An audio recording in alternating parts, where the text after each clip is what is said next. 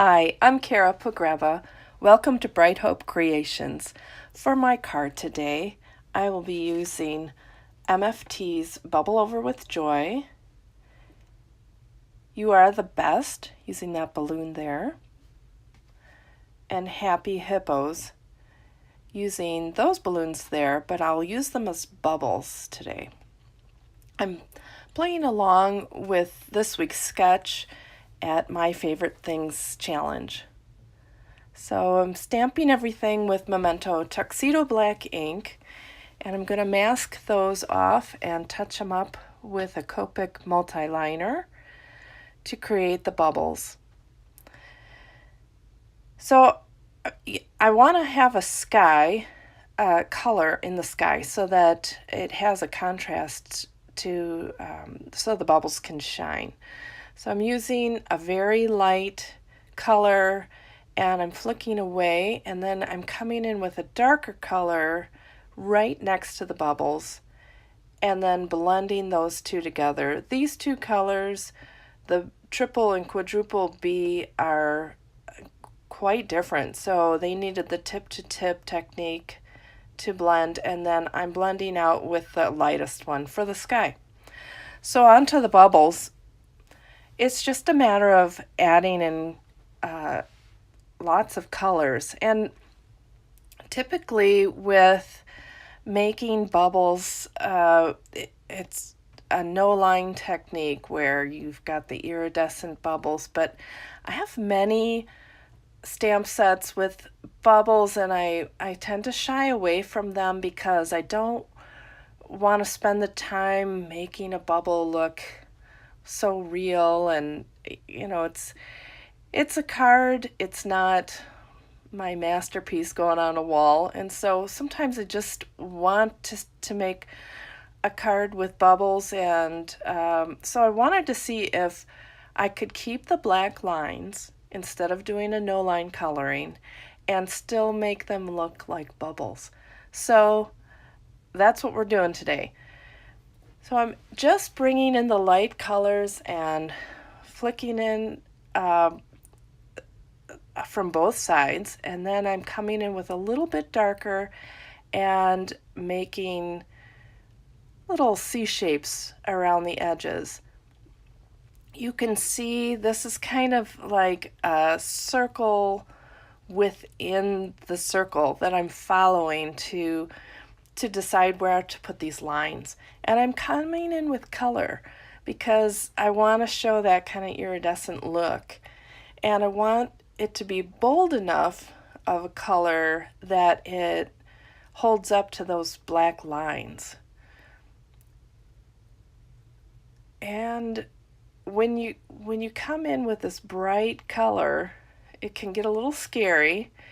And here I was like, oh no, I've got to touch this up. Well, I over-touched that up, but it really is okay because in the end, all of this color is going to bring a place to put the white. So we'll come back in with a white gel pen, and it'll make all the color behind it just make sense.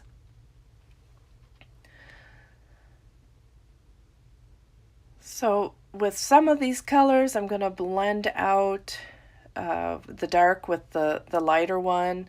Others, I just keep them the bold, straight color. I just keep playing around with it, but really, I mean, I could stop here and that would be fine, and then put in my white highlights, but I just wanted to see, oh, okay, what about this color? What about this color?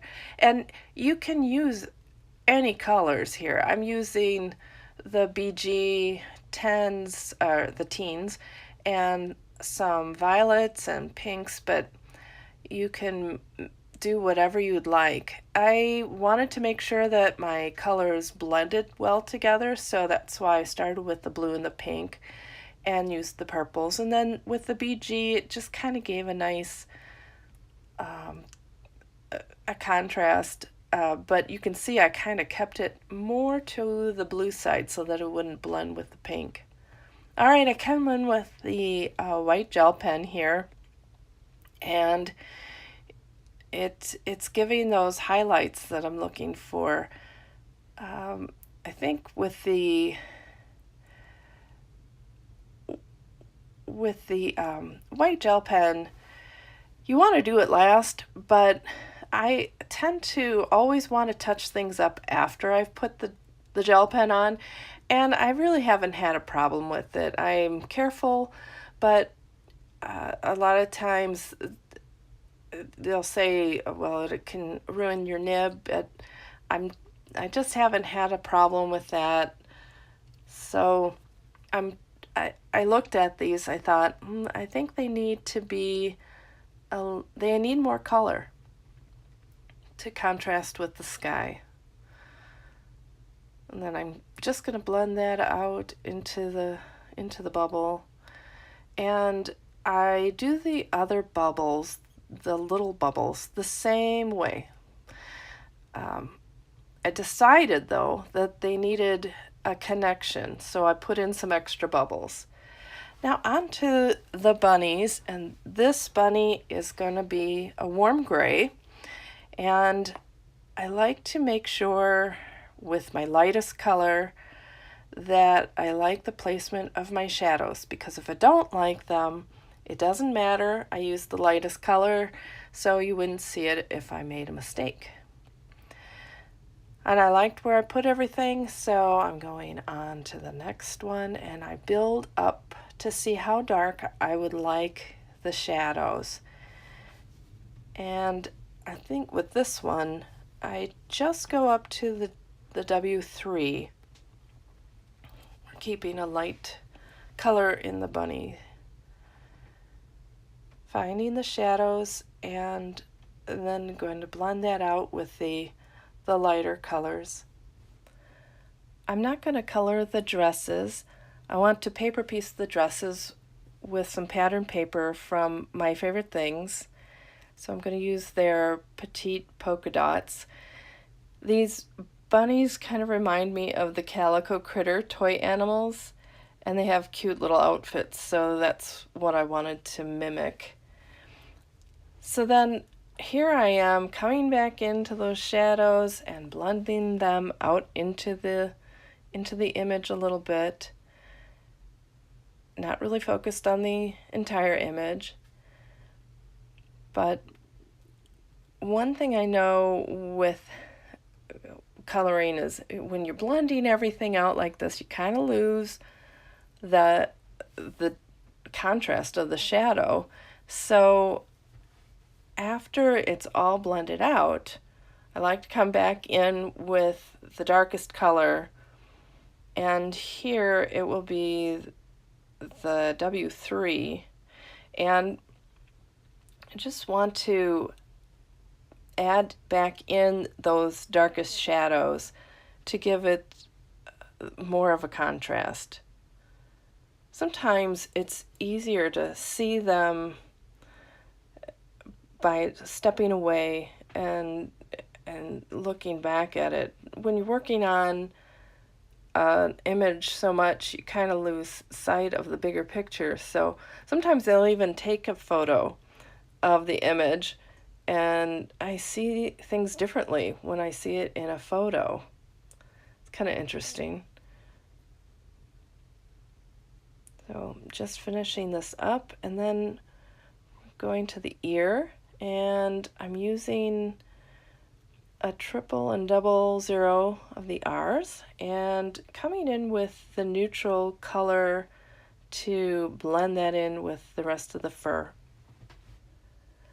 I'm coloring this guy in E40s, and I'm finding the shadows and actually creating shadows that aren't drawn in on the face. You can see there's kind of a notch on the left side of the face, and I follow that to the eye and create a bit of a curve and blend that upwards, and that gives a definition between the snout and the forehead of the bunny. And I take the next darkest color and follow those lines again that I'm happy with, and decide that yes, that's where I want those shadows, and come in with the darkest.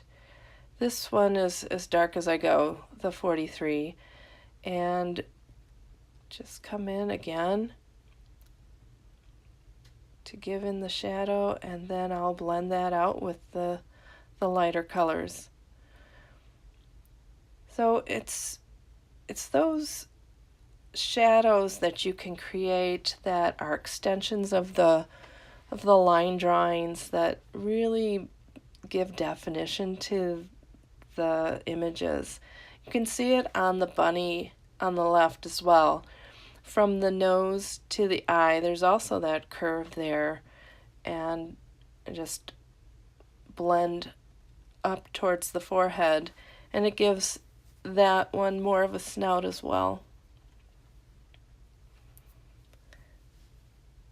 I come in with my 41 and blend that all out.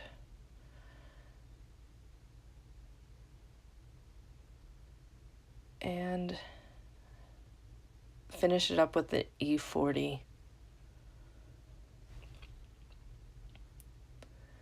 And I'll come in with my darkest color again and hit those darkest spots to give them more shadow. After this, I'll get the ear. Now, when I have a pink color in an animal like this for their ear, I want to make sure that it blends in well, so I take that neutral color, so the E40s here, and blend it in with the pink. It gives it more of a natural look. So there's a little bit darker pink, and then the E's there. And finish that out. And then I'll come back in and get the other guy's little tail there. All set. Here's the paper that I'm using, and I cut out the dresses, and I'm going to use Copic markers to blend those in, and I just found a marker that was similar in color. I tried the marker out first on this paper just to make sure that it was the right color, and sometimes you need to wait until it dries because a color will look darker and then it dries and you don't see it at all. So I watched to make sure that it dried darker and the color that I was looking for, and so then I used it to shade in these dresses. I avoid the polka dots because I noticed that it changes the look of the paper when I shade in the polka dots. Put in white buttons, and then I'm gonna go around the image to make sure it has a black edge, and then dress up the bunnies. There they go. I'm going to cut these out using a Fisker's cutting arm that will lift up so I can get in between the bunnies and cut those out and start on my sentiment. This is MFT's Pure Plum, and I'm going to white heat emboss this. So I use a VersaMark ink. First put the static pad down so that I don't get any embossing powder where I don't want it. And then I come in with the Simon Says Stamp Fine Detail white embossing powder. And then I'll heat that up. And the image is going to lay right on that paper, so I want to make sure that the lines are darkened, otherwise you will see white bits. I adhered everything together and cut it out with a MFT Stitched Rectangle STAX die. And the last thing to do is color in their noses with an E49, and my card is done. I hope you enjoyed, and I hope you're encouraged to color up those bubbles.